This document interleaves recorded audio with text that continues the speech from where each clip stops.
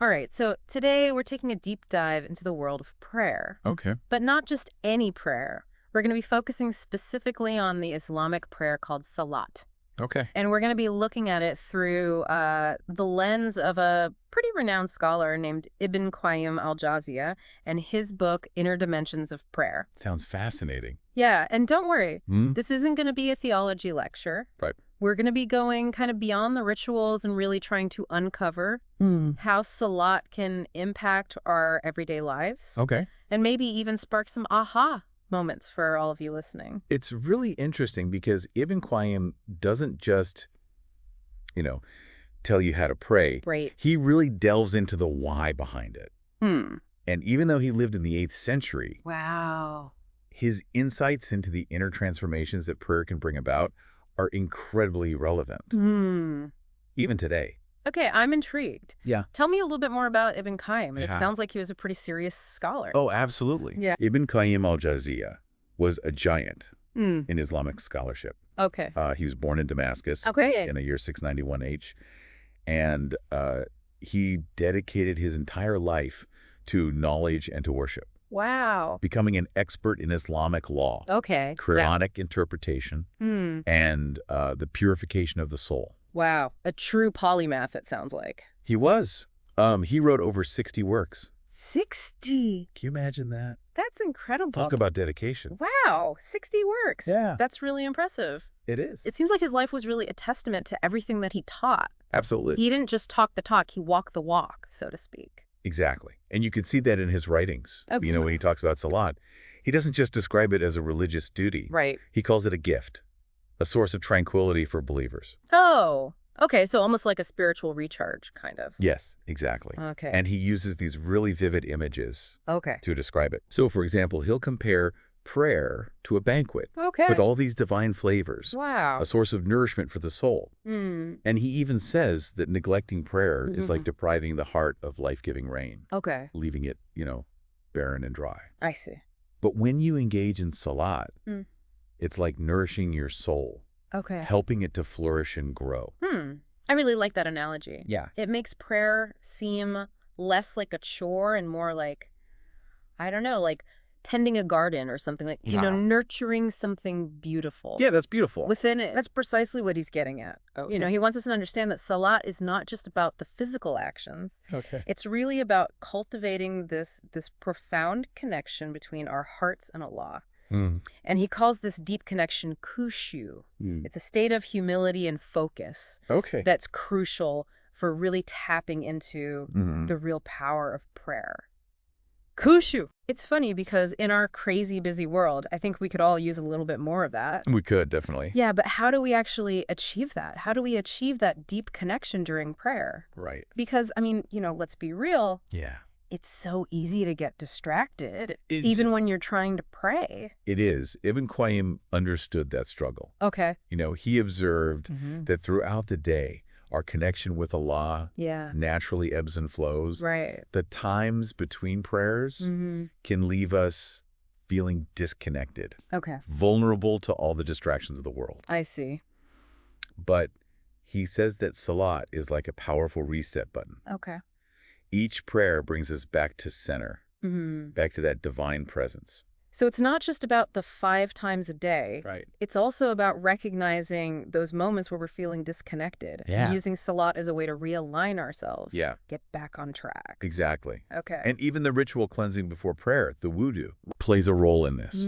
He explains that it's not just about washing your hands and face. Right. It's about purifying the heart, Oh, okay. preparing it for a genuine encounter with Allah. So every step in this process really has this deeper meaning. Yes. Even the things that we might take for granted. Absolutely. Yeah. Even the structure of Salat itself is designed to cultivate specific inner states.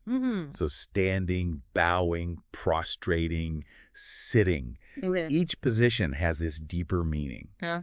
A way of expressing our humility, our submission, Right. our reverence for Allah. Okay, so let's break down some of those positions. Sure. Like, for example, reciting Surat al-Fatiha, the opening chapter of the Quran. Yes. It's obviously a central part of every salat. Right. What's going on internally. when someone recites those verses. Well, he describes it as a dialogue with Allah, Okay. a back and forth exchange of praise, acknowledgement, Right. surrender. Each verse of Al-Fatiha speaks to a specific attribute of Allah, Like His mercy, His guidance, His absolute power. Right. And as you're reciting those words, it's like you're engaging in a conversation with the divine, Okay. affirming your belief, Right. seeking His blessings. It suddenly becomes much more active, much more intentional. Exactly. Yeah, you're not just saying words. Yeah. You're really connecting with the meaning behind them. You are. And it's not just about reciting the words. Right. It's about internalizing them, Okay. And one verse in particular really struck me. It says, "You alone we worship, and you alone we ask for help." Right. I mean, think about that. There's such a deep psychological benefit in acknowledging your own need for support, Yeah. for recognizing that there's a source of strength beyond yourself. That's so powerful because it's true for everyone. Yes. Whether you're religious or not. We all need help sometimes. Right. Absolutely. And then you've got the two shahadas, Yeah. declarations of faith. Yeah. It's not just about saying the words. It's about reaffirming your core beliefs. Right.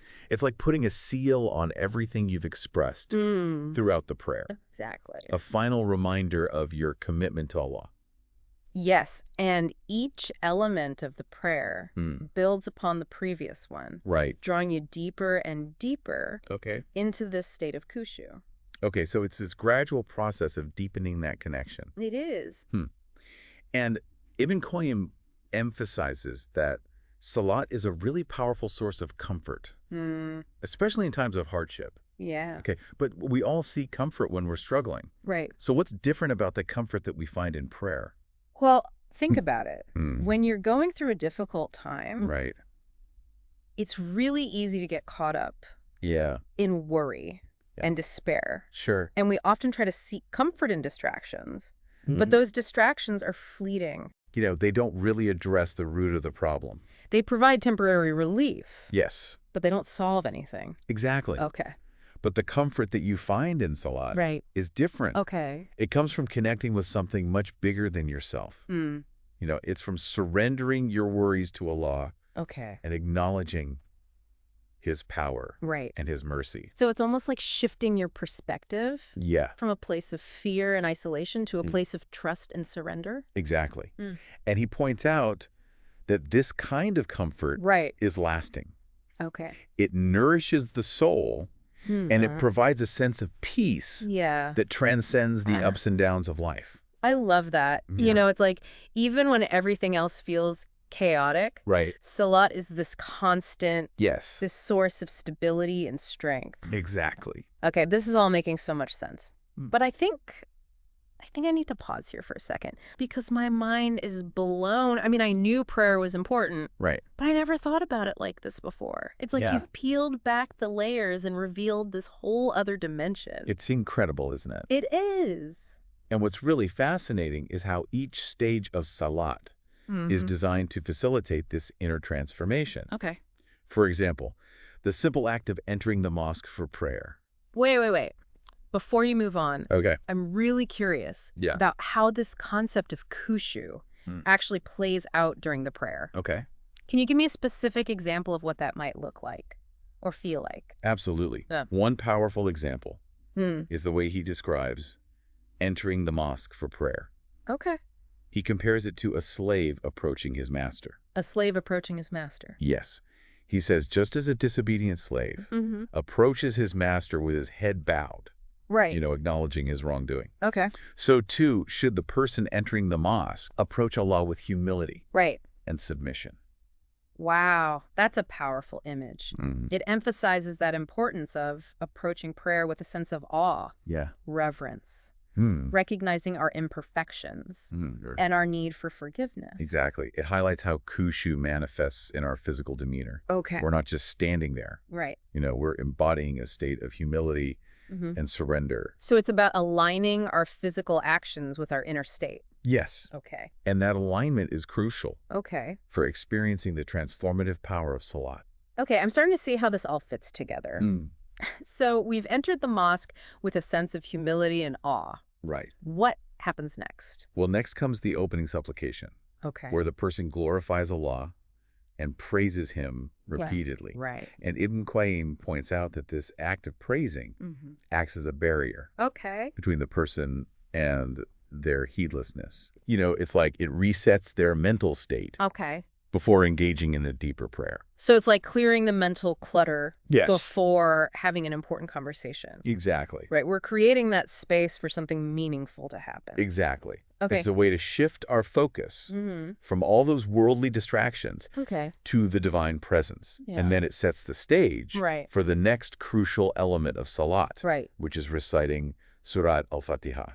Okay, we touched on al-Fatiha earlier, but I'm really eager to hear more about Ibn Qayyim's insights Okay. on this specific part of the prayer. Okay, well, he calls al-Fatiha the foundation of prayer. Okay. And for good reason. Okay. He explains that each verse of al-Fatiha Right. corresponds to a specific attribute of Allah. Can you give me an example? Yeah, so when we say all praise and thanks are due to Allah, the Lord of all worlds, it's an acknowledgement of Allah's absolute perfection, recognizing him as the source of all good.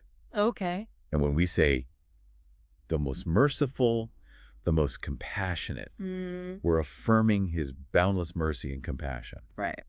So essentially, al-Fatiha is this very concise yet very profound declaration of faith that really encompasses all those core principles of Islam. It's fascinating how something so short can contain so much depth and meaning. It is. Yeah. And he goes on to highlight a very fascinating detail. He suggests pausing briefly Okay. after reciting each verse of al-Fatiha. Why is that? He compares it to a conversation between a subject and their king. Okay. So after praising the king, the subject waits for a response before continuing their address. Right. Similarly, he suggests that by pausing after each verse, Okay. we're acknowledging that our praises are being heard and acknowledged by Allah, creating this sense of reciprocal communication I see. between us and the divine. So again, we're moving away from that passive recitation Right. to something much more active, Yes. much more intentional. It's a dialogue, like you said, It is. a back and forth. Exactly. Okay. And he goes even deeper, pointing out that the very structure of al-Fatiha Okay. reveals the perfection of Allah's attributes and his transcendence above any defect or shortcoming. Wow. Okay, my mind is officially blown. Mm-hmm. This is incredible how Yeah. much depth and meaning is packed into every element of the prayer. It is. And remember, this is just one stage Yeah. of the prayer. Yeah. There's so much more to uncover. I know. I can't wait. What comes next?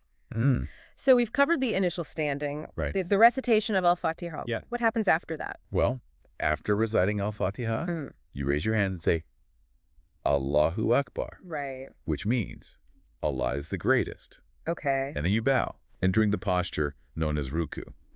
Okay, so now we're moving into the physical actions Yes. of the prayer. Hmm. I'm curious what Ibn Qayyim had to say about this transition Right. from the recitation to the physical action. Well, he emphasized that every movement in Salat Okay. has a deeper meaning. Okay. You know, it's not just about going through the motions. It's about expressing your inner state Okay. through your body. So it's a form of embodied worship. Exactly. And raising the hands while saying Allahu Akbar Right. is such a powerful act. Okay. You're literally declaring Allah's greatness, Right. acknowledging that he's above all else. It's like surrendering to that higher power. You know, recognizing that we're not in control. There's a real humility in that. There is. And then the bowing in ruku takes that humility even further. It does. Right. It's a physical manifestation of our submission to Allah. So you're literally lowering yourself, bowing before Allah. Yes. Okay. And he says that the heart should be in a state of complete humility Right. during ruku. Okay. It's about recognizing our dependence on Allah, admitting that we need his mercy and guidance. It's about letting go of the ego, Yes. right? And embracing our place, Yes. the servants of Allah. Exactly. And what's fascinating is how this physical act of bowing can have a real impact on our mental and emotional state. Right. Think about it. When you bow low, Yeah. You're physically lowering yourself. Right. It's a humbling experience Yeah. that can cultivate a sense of humility. Right. Not just towards Allah, but in your everyday life as well. I love that. It's like the physical act Yes. reinforces that internal state. It does. Okay. It's a beautiful reminder that our physical actions can have a profound impact Right. on our spiritual well-being. Oh, okay. This is so fascinating. It's like you're opening up a whole new way of understanding prayer. It's amazing, isn't it? It is. And we've only just begun Okay. to explore these inner dimensions. I know. I can't wait to see where we go from here. But I think this is a perfect place to pause for now. Yes, I agree. Okay. We've covered a lot of ground already. We have. Let's take a break and come back to delve deeper into the remaining stages of prayer. Okay. Sounds good.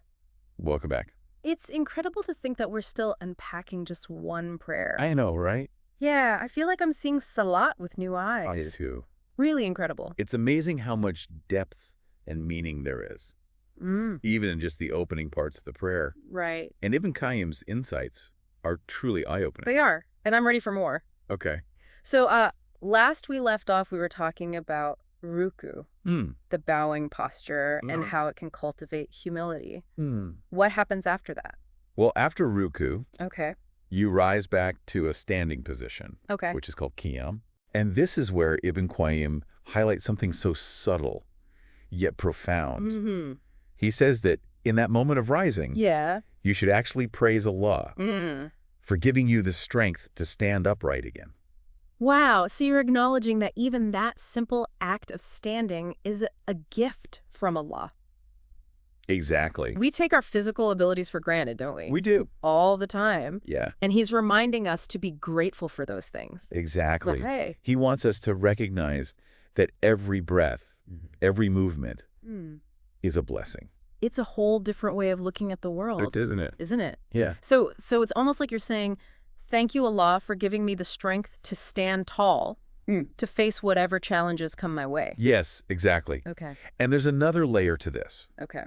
He explains that this act of thanking Allah for the ability to stand actually prepares you, both physically and mentally, Okay. for the next stage of salat, Okay. which is prostration Okay. or sujud. Why is that? What's so special about prostration? Well, think about it.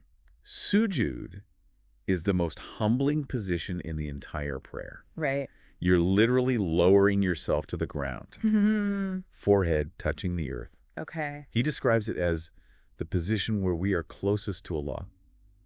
So in our most humble state, we find our greatest connection with the divine. Precisely. Wow, that's beautiful. And he's very specific about the physical posture of sujud. Okay. You know, your forehead, nose, hands, knees, and toes should all be touching the ground. So it's complete surrendering of the physical body. It is. Okay. And this physical act of surrender Right.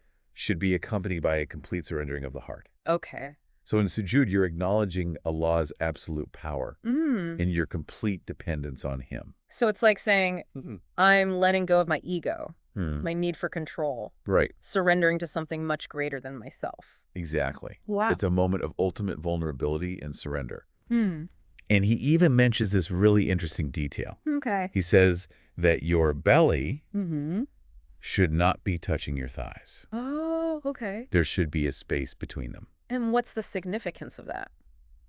Well, it symbolizes detachment from worldly attachments. It's like you're saying, I'm not clinging to anything in this world except Allah.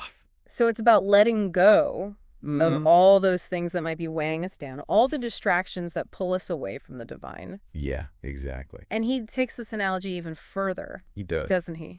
He says that in sujud, your heart should be like the earth. Yes. Okay, like the earth. How so?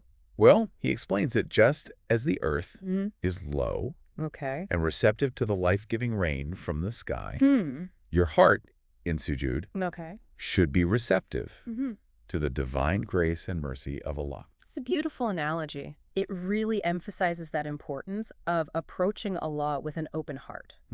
A heart that's ready to receive his blessings. Exactly. Okay. And it speaks to that transformative power of humility. You know, when we humble ourselves before Allah, we create space for his grace to flow into our lives. Okay, so I'm starting to see how sujud is so much more than just a physical position. Right. It's a state of being, a state of complete surrender and receptivity. Exactly. Okay. And he highlights this, that sujood isn't just a momentary act during prayer, but it's a state of heart that you should try to cultivate, both within and outside of salat. So the lessons that we learn in sujood should extend beyond the prayer rug. Absolutely. Okay. He wants us to approach all of life with that sense of humility and surrender, recognizing that we're always in need of Allah's guidance and mercy. So it's about embodying that spirit of sujood in everything we do. Our interactions with the world, our relationships with others, even in how we face our own challenges and struggles. Yeah, and remember, he points out that salat itself is built upon 5 pillars. Okay. And sujood is one of them. What are the other pillars? The other pillars are standing, which is qiyam, okay, bowing, ruku, prostration, sujood, recitation, qira, and remembrance, dhikr. And dhikr off first thing. Dhikr is the remembrance of Allah.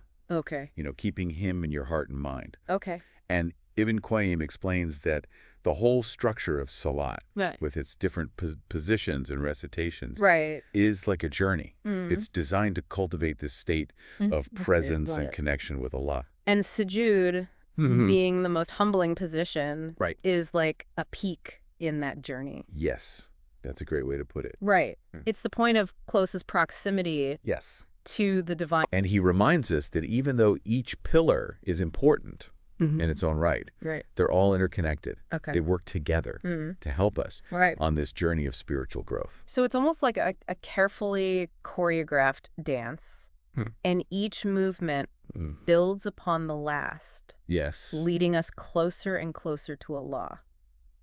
That's a beautiful way to put it. Yeah. And sujood, with its profound symbolism and transformative potential, plays such a crucial role in that dance. So what happens after that first sujood? Do we just get up? Not quite. Okay. So you rise from the first sujood, but then you sit for a brief moment before performing a second prostration. Why a second one? I mean, didn't we already reach the point of closest proximity to Allah in that first sujood? Well, he explains that this brief sitting posture between the 2 prostrations is actually a very important moment. It's a moment for seeking forgiveness. Oh, okay. So it's a pause for reflection, a time to acknowledge our shortcomings. Ask Allah for his mercy. Exactly. You're recognizing that. Despite your best efforts, you're not perfect. None of us are. And you're humbly asking for Allah's pardon. Yes. It's a moment of vulnerability where you're admitting your need for forgiveness. Yes, and it highlights how important it is to incorporate repentance and humility throughout the prayer, not just at the end. It's about weaving those qualities into the very fabric of your worship. It should be an ongoing process. And then after seeking forgiveness, we return to that state of prostration for that second sujood.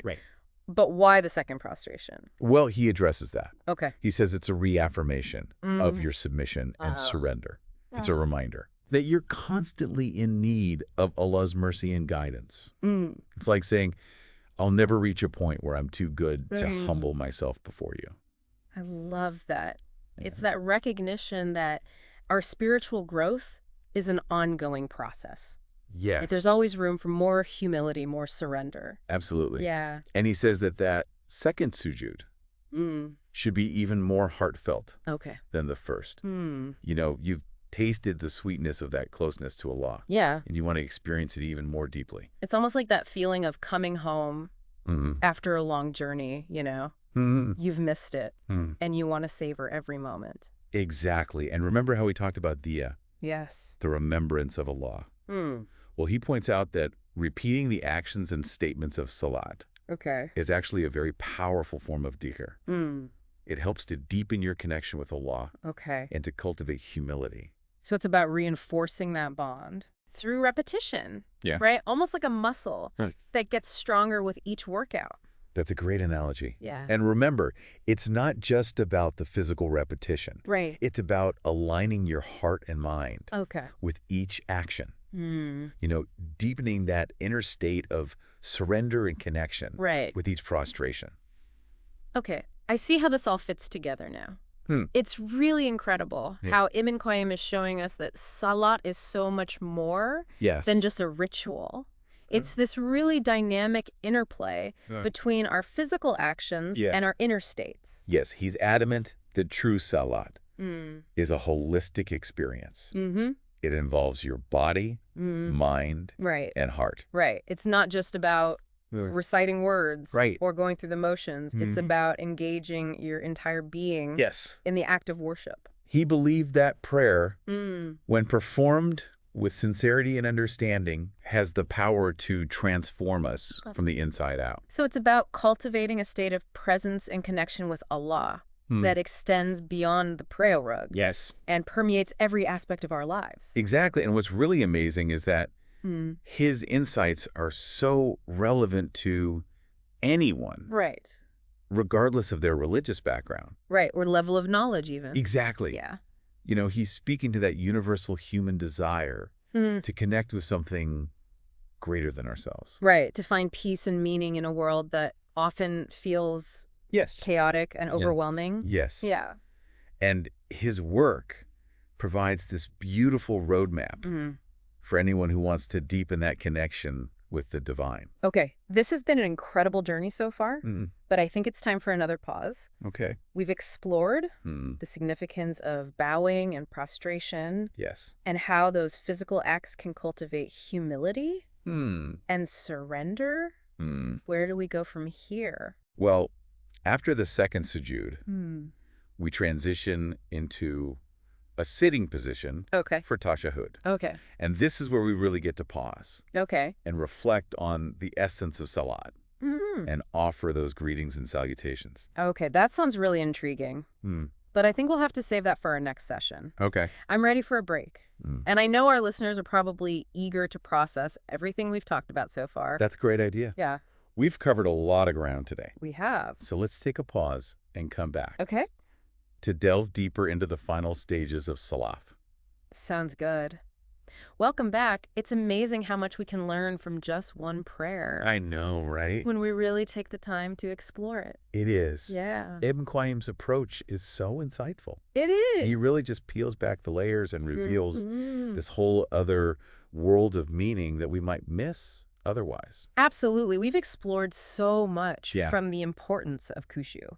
That deep state of humility and focus to the significance of those physical postures, like ruku and sujood. It's like he's giving us this whole new language for understanding prayer, a language that speaks to both the mind and the heart. Absolutely. And I'm so curious to hear what he has to say about tashahhud. You mentioned that sitting position at the end of the last part. Tashahhud is a really beautiful part of the prayer. Okay. It's that moment of pause and reflection.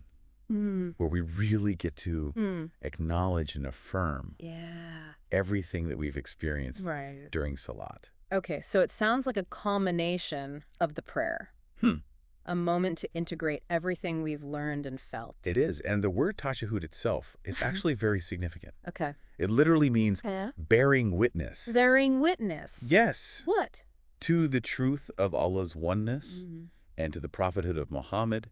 Peace and blessings be upon him. So it's this really powerful declaration of faith, this moment to reaffirm those core beliefs. Exactly. And he emphasizes that this isn't just a formality, you know, it's a heartfelt affirmation that should resonate deep within you. So it seems like everything in salat is designed to build upon that previous element, culminating in this. Yeah, really profound statement of faith. And what's fascinating is that he sees tashahhud as more than just a declaration. Okay. He compares it to being granted an audience with a king. An audience with a king. Yes. Okay. So just as you would express gratitude and respect to a king during an audience, you should approach tashahhud with that same sense of reverence, recognizing the honor of being in the presence of Allah. Wow. That's a really powerful way to frame it. It elevates the whole Yeah. experience of prayer. Yeah, and it emphasizes the importance of approaching prayer Yeah. with humility and gratitude. Okay. You're not demanding. Right. You're acknowledging the privilege All right. of being able to connect with the divine. I'm really starting to appreciate Qayyim's perspective. He's showing us how even the smallest details in Salat Right. are infused with this meaning and purpose. They are. Yeah, and that's especially evident when Yeah. we look at the specific wording that's used during tashahhud. Yeah. For example, the phrase al-tahawat, which literally means greetings. Yes. So I'm curious about those greetings. Who are they directed to? So he explains that these greetings Yeah. are first and foremost Okay. addressed to Allah. Mm. It's a way of glorifying and exalting him, Right. acknowledging his greatness Okay. and his majesty. So it's this act of praising and acknowledging his absolute power and authority. Yes, but it's also a form of respect and submission. You're acknowledging his supremacy Good. and your own humble position as his servant. It's amazing how each element of Salat is layered with so much meaning. It really is. And after al-tahiyat, Okay. we recite al-salawat, Okay. which means prayers and blessings. Okay. And who are those directed to? Those are directed to the Prophet Muhammad. Okay. Peace and blessings be upon him. Ah, so it's this moment to remember and honor the Prophet, Yes. to acknowledge his role in bringing the message of Islam to humanity. Exactly. And Ibn Qayyim points out Okay. that al-salawat is an expression of love Okay. and gratitude towards the Prophet. So again, we're moving away from this idea Right. of just ritualistic recitation. It's a heartfelt expression It is. of appreciation for the Prophet Yes. and his role in our lives. Exactly. And he stresses that al-salawat should be recited with sincerity and reverence. Okay. Truly acknowledging Right. the profound impact that the Prophet had on humanity. It seems like each element of Tashahhud deepens our connection It does. to both Allah and his Prophet. Right. Recognizing the essential role that they both play in our faith. That's beautifully put. Yeah. It's about weaving together those two strands of devotion Right. and recognizing how they complement and enrich each other. Okay, so we've offered greetings to both Allah and the Prophet. Right. What happens next in Tashahhud? Next, we recite the Shahada, Okay. the testimony of faith. Wait, we're reciting the Shahada again? Yes. We already said that earlier in the prayer. That's right. And he explains that repeating the Shahada at this point is like putting a seal on the entire prayer. Okay. It's a powerful reminder of that foundation of our faith. So it's not just about repeating the words. It's about reaffirming those core beliefs that underpin our entire spiritual journey. Exactly. Okay. And he emphasizes that this should be a deeply personal affirmation. A moment to really align your heart and mind with the words that you're speaking. So it's like you're saying, this is who I am. Yes. This is what I believe. And this is what guides my life. Exactly. Yeah. And he sees the placement of the Shahada at this point as very symbolic. Because, he highlights that the Prophet Muhammad, peace and blessings be upon him, said that once a person has completed their tashahhud, including reciting the Shahada, their prayer is essentially finished. Okay. They can choose to end it there or continue with supplications. Okay. So it's like this pivotal point. Yes. A moment of completion where you've affirmed the essence of your faith. Right. And you're ready to either conclude the prayer or continue with those personal supplications. Exactly. It underscores how central the Shahada is to the validity and essence of Salat. It's amazing how Ibn Qayyim reveals so much depth in something that could so easily be overlooked or taken for granted. He really does have a way of illuminating He does. the deeper significance of every element of prayer. Okay, so we've reaffirmed our faith through the Shahada. Yes. What comes next, Natasha? Next, we send salutations upon the Prophet again, Okay. specifically reciting, peace be upon you, a Prophet and Allah's mercy and blessings.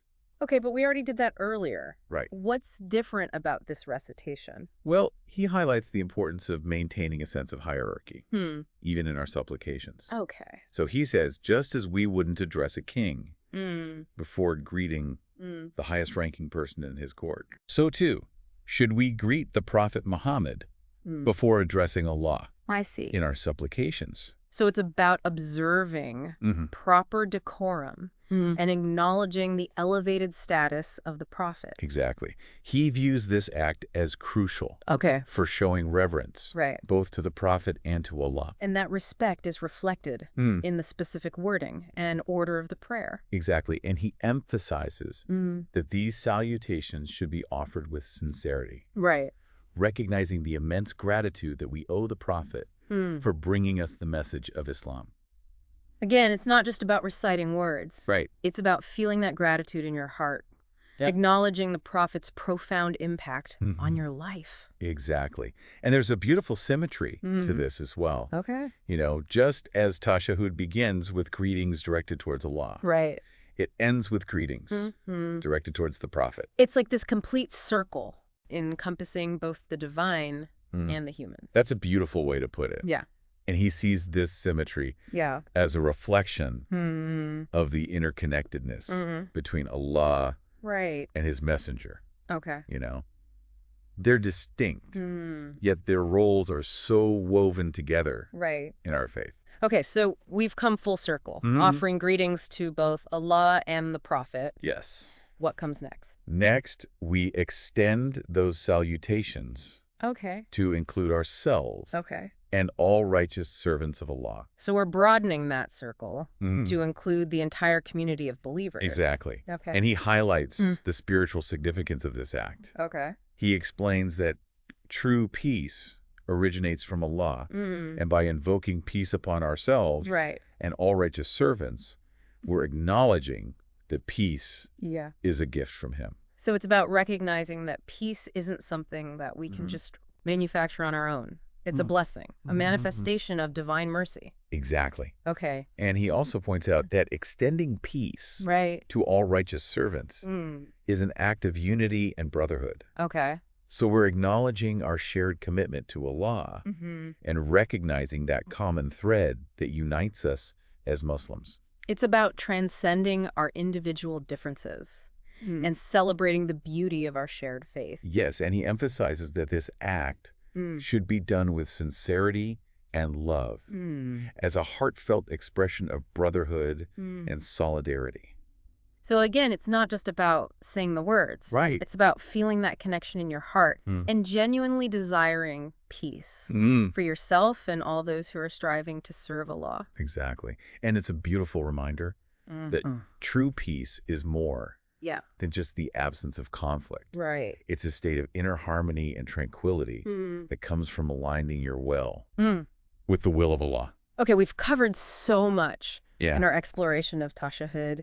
And it's amazing how much depth and significance is packed into this one sitting position. Right. We're affirming our faith, sending out greetings of peace, recognizing our place within that larger community of believers. Right. It's a beautiful culmination of everything that we've experienced throughout Salat. It is, and he emphasizes that Tashahhud is like a microcosm of that entire spiritual journey. You know, a journey of surrender, humility, and ultimately finding peace and connection with Allah. His insights are so inspiring. They really offer this new way of understanding prayer and its potential to transform our lives. They do. Okay, so we've reached the end of Tashahhud. What happens next? The final act of Salat Okay. is the Taslim, Okay. which is that concluding greeting of peace. That marks the end of the prayer. So it's how we transition back to the world. Yes. Right. After having spent this time in the presence of Allah. And he emphasizes that even though we're leaving the prayer, that state of mindfulness and presence that we've cultivated during Salat should stay with us. Yeah, it's not about compartmentalizing our spirituality. Exactly. It's about carrying that peace and that tranquility into our everyday lives. Exactly. Right. And he says that the Taslim is a reminder that we're returning to the world as ambassadors of Allah, carrying his message of peace and compassion. That's such a beautiful way to conclude Salat. You know, it's a reminder that our spiritual journey doesn't end when we leave the prayer rug. It continues in every interaction, every decision, every moment of our lives. It does. Ibn Qayyim's work really shows us that Salat, when understood and practiced with sincerity, can become such a source of guidance, strength, and inspiration for navigating all the challenges of life. Absolutely. His insights have been truly illuminating, offering a much deeper appreciation for the beauty and transformative power of Islamic prayer. I agree. It's been a privilege to explore these concepts with you. Likewise. And to our listeners, thank you so much for joining us on this deep dive into inner dimensions of prayer. May Ibn Qayyim's insights inspire you to approach your own prayers with renewed intention and a seeking heart. Until next time, may peace be with you.